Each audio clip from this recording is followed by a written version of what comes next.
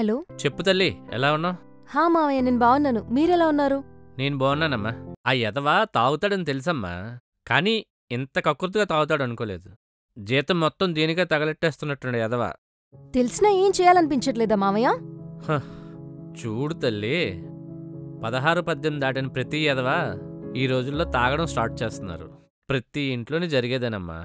గట్టిగా అడిగామనుకో, ఎలాగా తెలిసిందే కదా అని మా ముందే దుకాణం పెట్టేస్తారు. తెలిసినా ఏం చేయలేమంటారు, అంతేగా? హ, ఇచ్చే ఆ కాస్త రెస్పెక్ట్ కూడా ఇవ్వరమ్మా.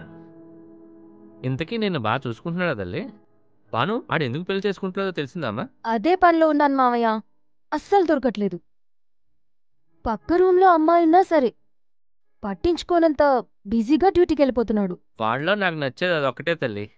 ఎంత బావర్సి పనులు చేసినా డ్యూటీ కరెక్ట్గా చేస్తాడు. వాడు పెళ్ళి ఎందుకు చేసుకోవట్లేదో కొంత త్వరగా తెలుసుకో తల్లి. నేను చూసుకుంటానులే మావయ్య. సరే మావయ్య, ఉంటాను.